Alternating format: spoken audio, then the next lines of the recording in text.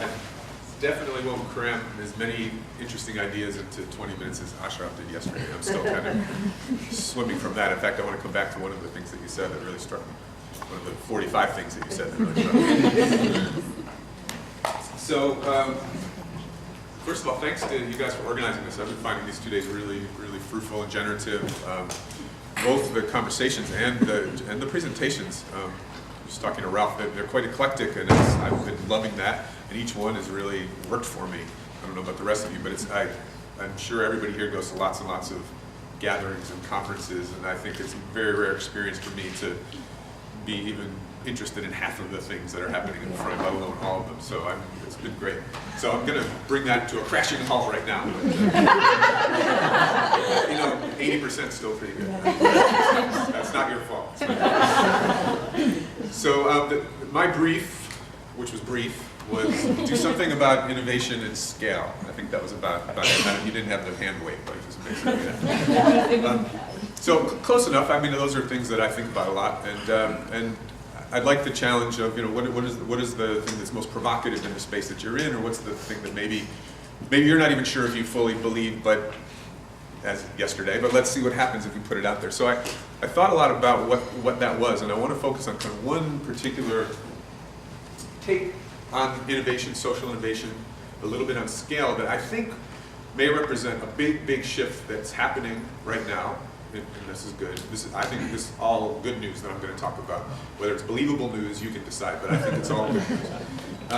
And I think may represent one of the kind of underpinnings of the kind of shift from industrial age to something, to the good Anthropocene, or at least the Anthropocene, or whatever underneath that we need that to be. So I'm curious to see how people react to what they think. Before I get started, let me present a little puzzle to you just to think about, and I'll come back to it with something like an answer shortly. If you look at these two meetings, I'll show you pictures of two meetings. Here's meeting 1, here's meeting 2.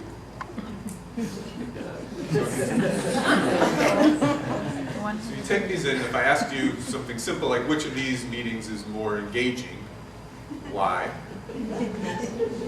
Think about what you might answer. I'll actually ask you to give me some thoughts on that in about 10 minutes. If I ask you to go a little farther and say, which of these is more likely to be a seed of the good Anthropocene? Which of these is a pocket of the future? And we thankfully haven't settled on a definition of what that is, but which of these is being experienced with more quality, with more curiosity and generativity, with more of a sense of interconnectedness, interdependence, with more openness to new ideas and to challenging old thought systems, with more respect and engagement around diversity, and really appreciating that and not just having it, but living it. Which one is more democratic? Where do people feel like their voices are being heard more? Those kinds of questions. Ponder that. Obviously, if it was as obvious as it looks at first, I wouldn't be doing this. Okay, so we'll move on. Let the dog hang on for a minute. At the Bertha Center for Social Innovation, we're one of now an increasing number of centers for social innovation. It's a word that's gone from nowhere 10 years ago. Really, I did a lit review about 2003, and it was virtually non-existent. The words popped up, but they were being used in all sorts of different ways and very rarely. So now it's kind of hot. It's when you see academic centers popping up at Stanford and at Duke, and even better at the GSB and UCT. When you see kind of people in normal walks of life starting to pick up the word, when you see magazine articles, etc., that's happening, for good or bad. We can talk about. I think mostly for good. It's just words that can be another fad in some ways. But I think it is trying to capture something interesting, which is taking the mindset that we've had for a long time around innovation, that came with the industrial age, the idea that innovation was a province of everybody, or at least every economic actor, and even little grocery stands should be figuring out how to innovate and do better, because that's how they were going to compete. So this kind of widely distributed version of innovation and of creative agency that was fairly narrow around technology and around business models and economics. So partly why I'm glad this term is coming into vogue right now, for however long it lasts, is it's trying to express that same sense of distributed creative agency around the social system. Wait, maybe we can all play with this. Maybe we can all create in this. Maybe it's not just for activists or government leaders. Maybe this is a more generalized thing. So I like that about it. There's lots of definitions around it, most focused around problem solving for social good. I like to work with this one from Frances Wesley, who many of you guys know and have worked with or friends with. I think she's one of the most interesting thinkers around social innovation, and this is one of the definitions she uses. The social innovation is a complex process of introducing new products, processes, or programs that profoundly change the basic routines, resource and authority flows, or beliefs of the social system.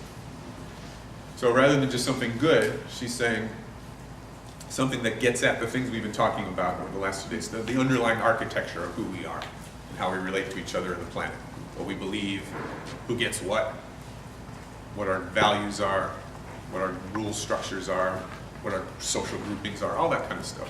Basically, the institutional patterns.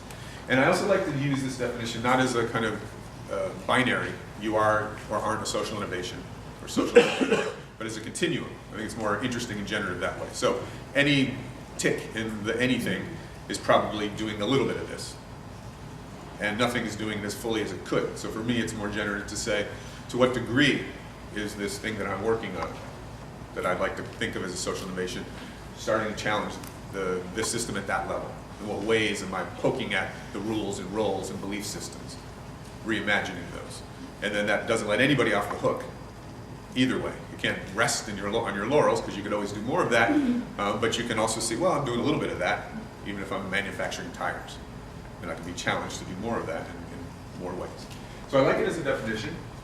I've been very interested in moving beyond the kind of obsession with just the new products or outcomes and looking more at the capacity for continued social innovation like this, particularly in organizations. So a lot of the social innovation conversation is around, hey, we just created peer lending at the Grameen Bank. Isn't that cool? And it is. Problematic in some ways, but it is. And then that's this kind of thing we focus on, rather than what we've seen in kind of technological innovation, which is how do we develop an organization that's continually innovating technologically or economically. We know we have to do that because we can't just sit on our one little brilliant idea from 1942 or we won't stay in business. So socially the same way, how do we create social purpose organizations that have a continued capacity to engage with those institutional patterns, to challenge them, to reimagine them, to try new things, to do it again, to do it again, to do it again, not to find the solution, but to be engaged in an ongoing innovative journey around those sorts of things.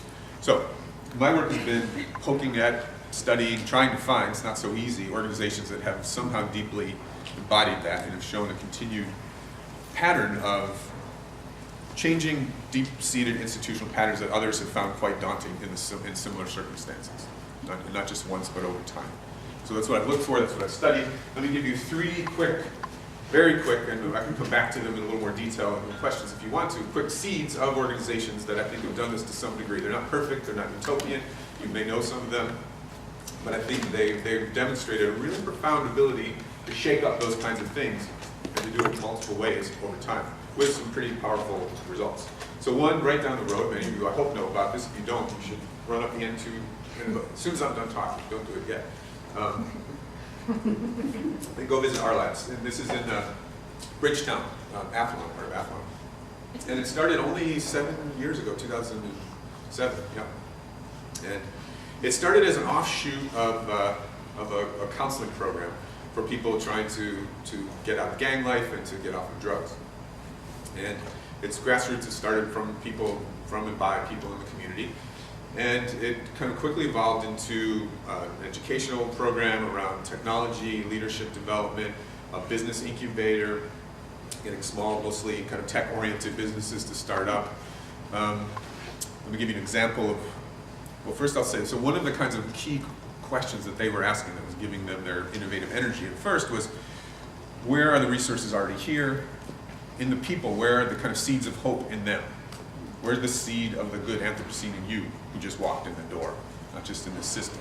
I don't think they would have phrased it quite that way, but that's really kind of the driving energy. So they would take a look at someone like Terrence there, who's one of the kind of senior people, who had been unemployed for years, and had kind of helped out with the counseling program. And as they were starting to do this incubation, they were talking to Terrence, And they included Terrence, by the way, it wasn't some outside people. Terrence, what are you good at? What might you like to develop? And I don't know, I've been unemployed for years. Fantastic, you're an expert in unemployment.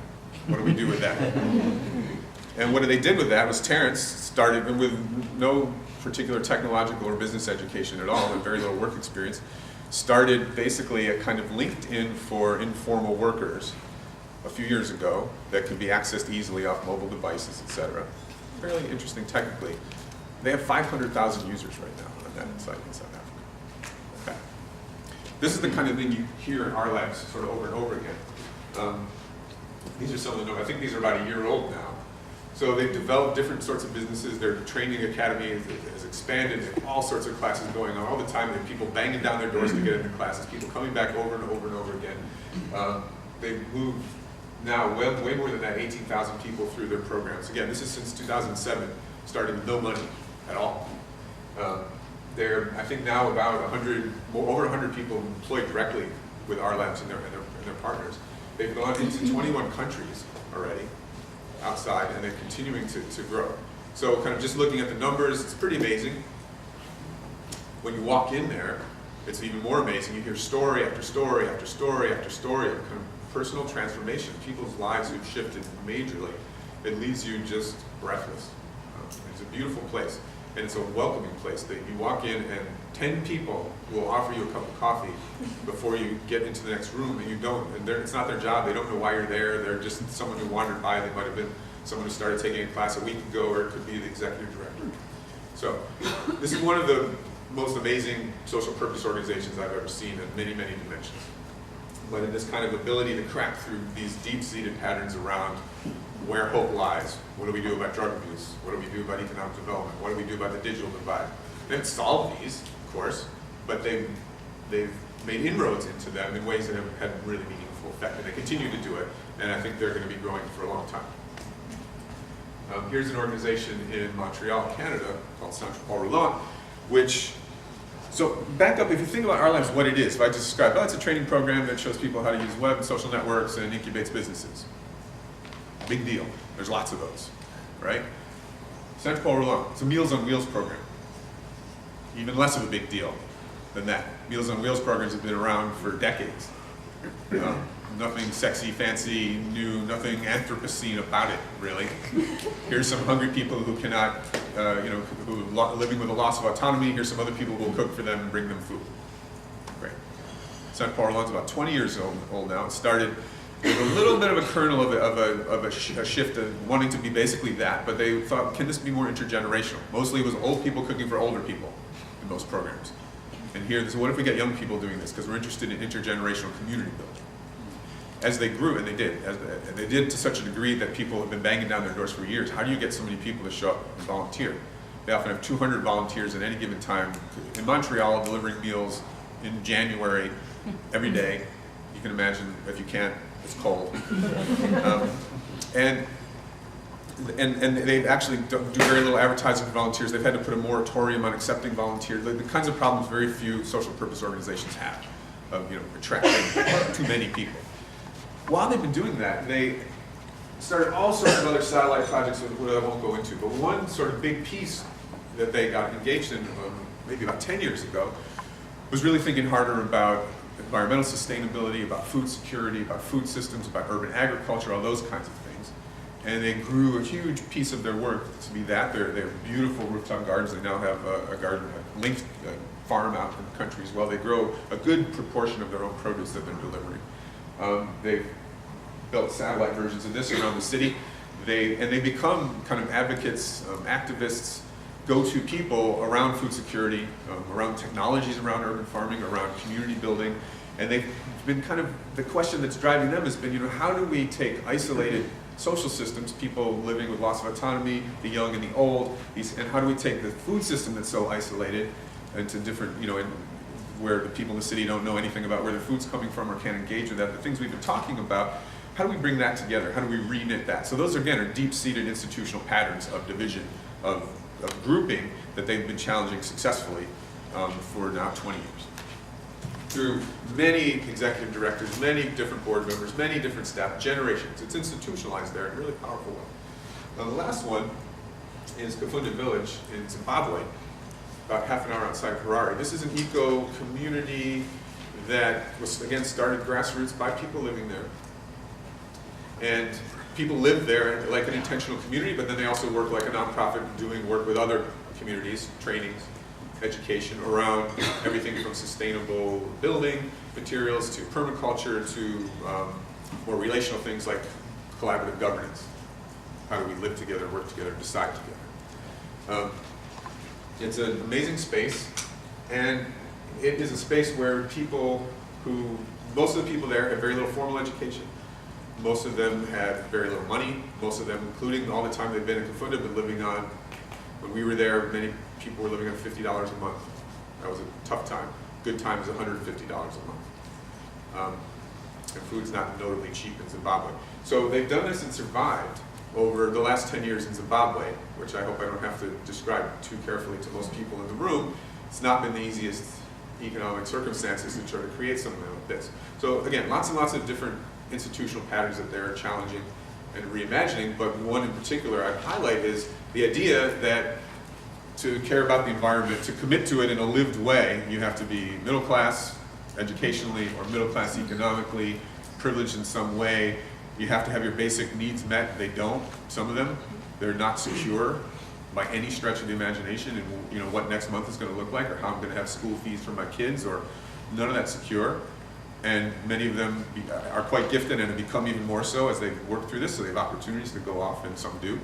But many people have stuck this out over a long, crazy period in Zimbabwean history, economic history, and political history.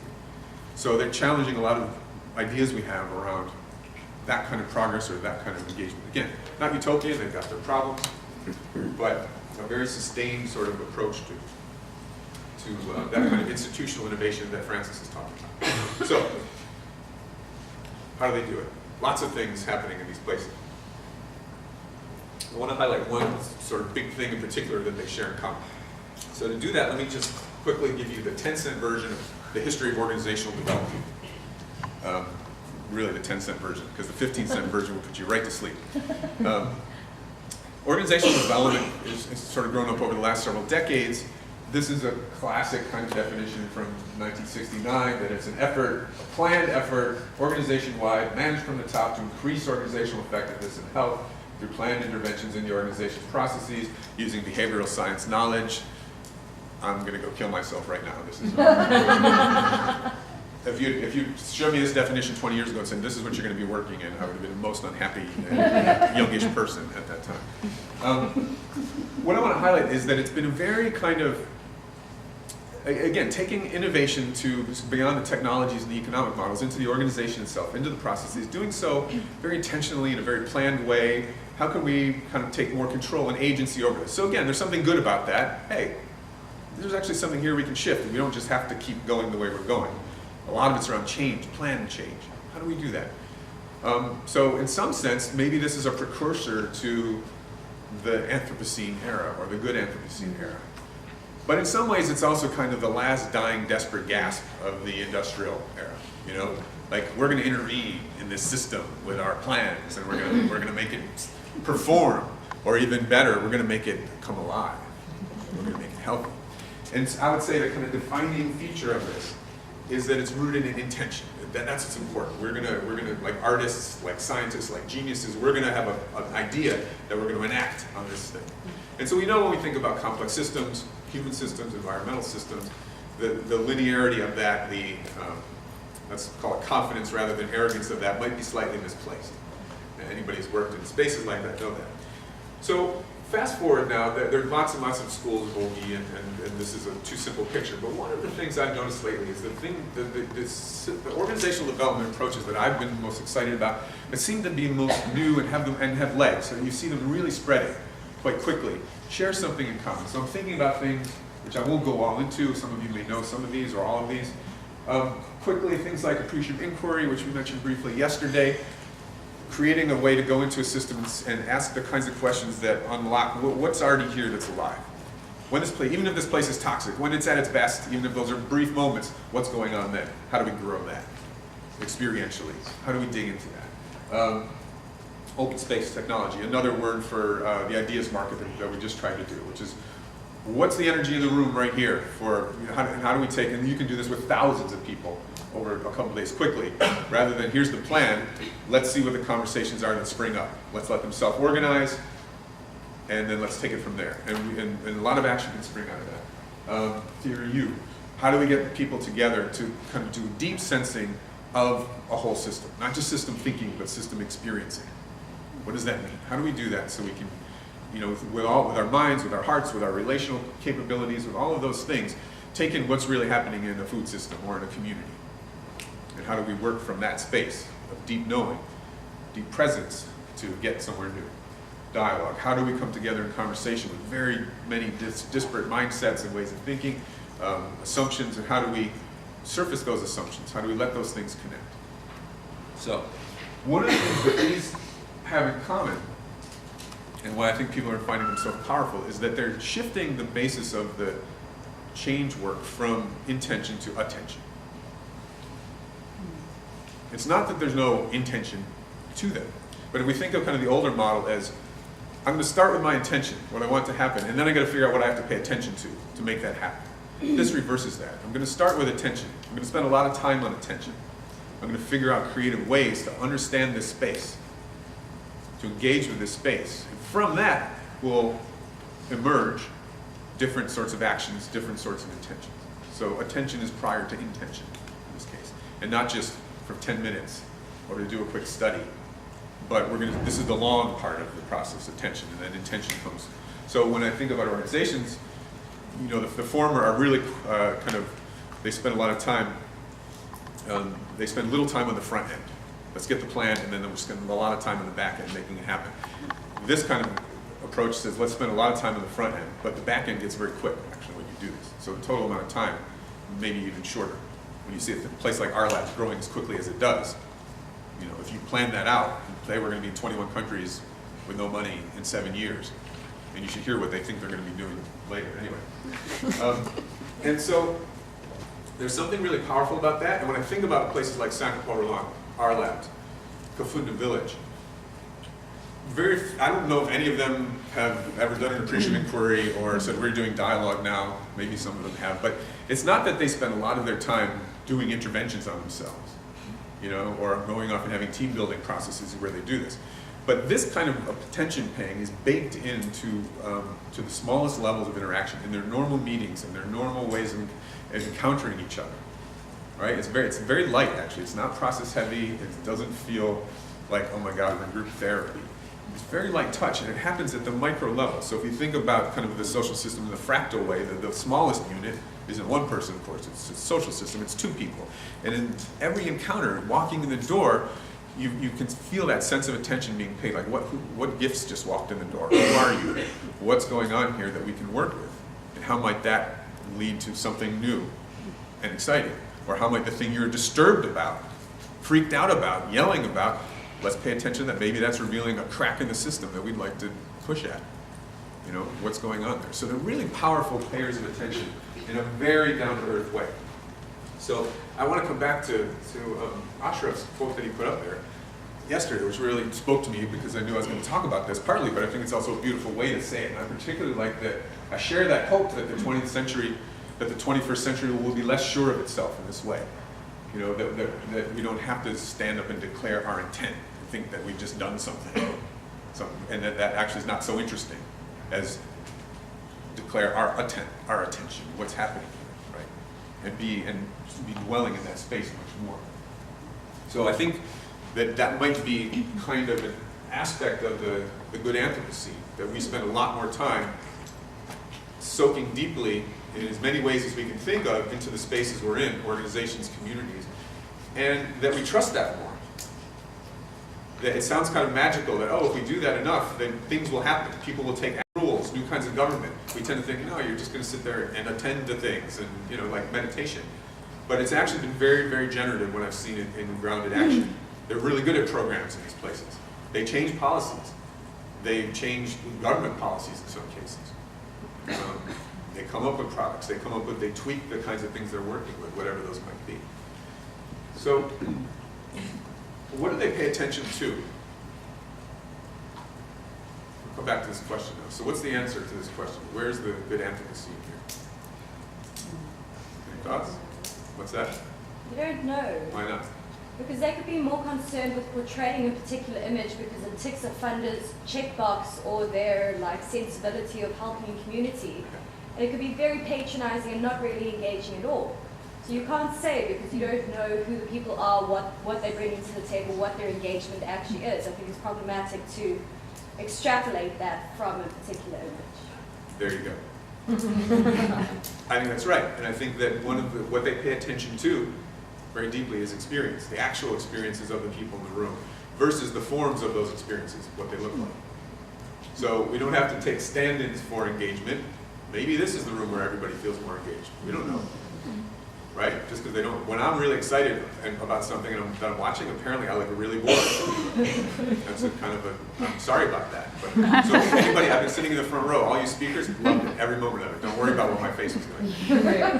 We kind of have taken the cheap way out to assume that if we're all voting or we're sitting in a circle or we're taking turns speaking, that we've somehow created participation. And it could be useful, that form. Sitting in a circle might be helpful, but why not actually find out if it was helpful? Do we feel like we're participating? Do you feel heard? Right? And so, again, we may end up with more forms like this, but there's no reason to just settle for the assumption that there's a linear connection between this form and engagement or diversity or curiosity or openness like that. So these places, again, are going beyond the forms. They use them, but they're saying, what's the actual experience here that we're having? And that experience, I think, is not just helping them they're deeply engaging places, but all of those experiences are actually providing the clues, the raw material for the kind of institutional change we're doing. When I tell you my story of being a drug addict and a gang member, I just told you a lot of institutionalized information about the social system. A lot more than I'm going to get from forgive me, everyone in the room, with your beautiful, which I felt bad I don't have any cool maps or any cool, graphical ways to look at data in this. But there's systems thinking, which I think has been a really helpful shift in how we approach looking at problems. But there's also this kind of shift system experiencing, and the fact that I, as an individual, am a kind of nexus of so many institutional patterns that my experience is speaking about those patterns. And if I get 10 of me in a room and I'm even slightly diverse, I just put so much of that system in the room. I want to deal with, if I'm in our labs, right, what am I dealing with? I'm dealing with race, I'm dealing with health, I'm dealing with culture around sexuality, I'm dealing with economic patterns that are entrenched, I'm dealing with, forced relocation, I'm dealing with crime, name it. You go down the list and this is what I have to deal with. Okay, I got all these things. Well, where do those things live? They live in those humans. So it's not just kind of an indulgent thing to say what is the experience we're actually having, but that becomes the raw material for, okay, well, maybe we could shift that, or that's interesting, or what if we took that thing that you've experienced and changed it around a little bit. So I believe that is kind of deep institutional work. So 2 seconds and I'll stop. 2 seconds on scale. Don't worry, I'm not going to talk about panarchy. Many of you know this much better than I do, and if you don't know anything about it, the 2 minutes would not suffice. I'm throwing it up here because there's kind of 2 pieces to this, and 2 scale implications that I would want to leave you with. I think a lot of people thinking about scale, including people working with resilient models of complex adaptive systems like panarchy and other things, really focus on what these cross-scale links. Cross-scale communication, cross-scale connection. How do the smaller, faster parts of the system speak to the larger, slower parts and vice versa? How can we facilitate the healthy interaction of those things so that we become an adaptive version, not a static version, and then therefore a more resilient version, all of that kind of thing. That's great. When I think about the ways that these organizations start to speak to higher levels of the system, what strikes me as critical in scale is not the fact of that interaction, but the quality of it. So we want to scale a particular kind of way of relating when I'm talking to the government official or the funder or vice versa.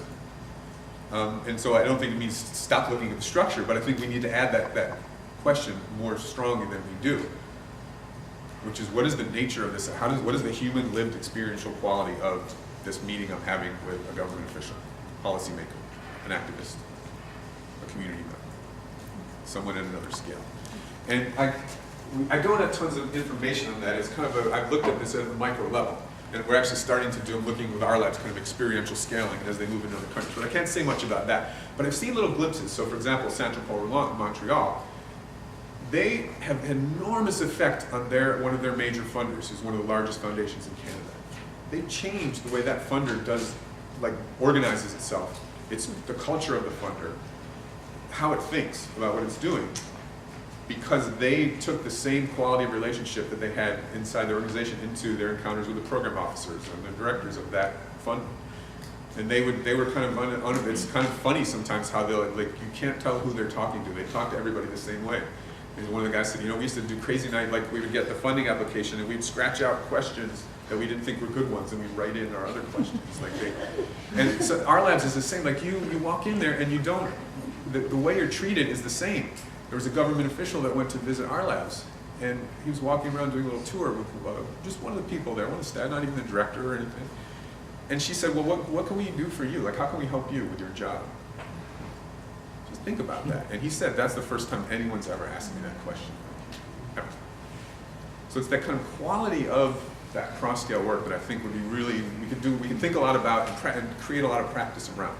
The second thing is that if we think about scaling attention, then we're not talking about scaling answers, we're talking about scaling questions, right? A question is something that frames our attention, that says, this is what I want to look at. And when I think about what you want to take out of these places, it's not their programs. I mean, it's not that they'd be unuseful. Oh, how do you do your how did you do your hydroponics? What's your content of your Gigi Moms 2.0 at our labs? That's an actual course. Great, that's cool, that's a cool curriculum. Great, use that if it's useful to you. But we know, we try to scale those outputs, and very often it comes to a crashing halt somewhere because it doesn't adapt right to the context, or people aren't as connected to it, or even if it would be good in this context, I don't really understand it because I didn't create it. Therefore, I deliver a really crappy version of it, and then we say, it doesn't scale. If we scale the kinds of questions that got them, like, hey Terrence, what do you have of value in you? Where's the hope already lie in you? If we scale that kind of question, then it may be that some of those same solutions propagate across many different contexts. But that doesn't really matter, because the other kinds of solutions will arise from that. So I love the idea of scaling questions, not answers. I love the idea of scaling experiences, not forms. It doesn't preclude the other side of that. I don't want to be absolutist about it. But spending at least more energy thinking, how do we scale this experience? How do we scale this question? And what happens when we do that? So I'll leave you with, sorry, that's that slide. I'll leave you with something that I don't think I've ever said before in public, not even in private too much, and much provocative. I doubt anybody agrees with me in this whole room. Maybe I'm wrong. I'm not even totally sure I agree with myself. And that's when I was thinking about scale last night. And I have a feeling that if we think about it in terms of questions, if we think about it in terms of seeds, of pockets of the future, we're already there.